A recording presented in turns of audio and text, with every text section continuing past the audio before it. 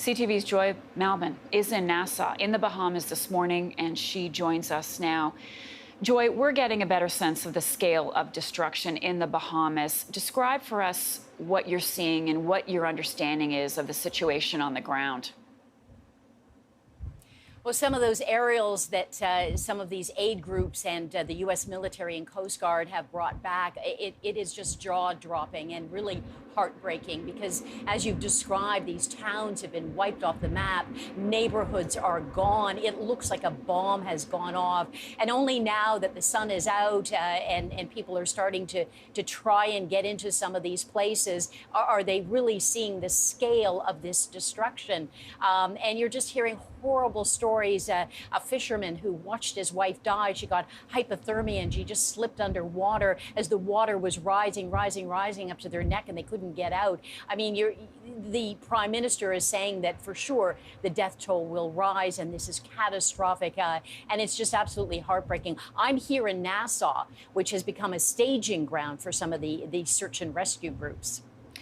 So the death toll officially is at 7, and yes, officials expect that to go up. Joy, are people still waiting to be rescued? Yes. There's something like 70,000 people on those two islands you mentioned, Abaco Islands and Grand Bahama. But the U.S. Coast Guard is saying that, one of the major airports, Freeport, that we used to hear about as kids, Freeport, Bahamas, this is paradise. It is totally underwater, and roads to get to some of these airports are impassable. The Coast Guard has rescued about 49 people. The severely sick and injured, getting them immediate medical attention. But the need now is so great. You're talking thousands of people who have no food, no water, and they have been pummeled by this hurricane for almost 2 days now.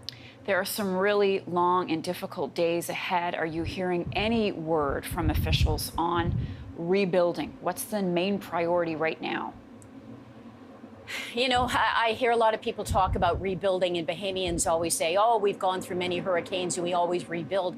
But how do you rebuild when there is nothing left? It's really heartbreaking here. But right now, it's survival. That's what the need is right now. And so many charity groups, volunteers. I mean, we've seen people who have been using jet skis and boats, anything. They're rescuing themselves.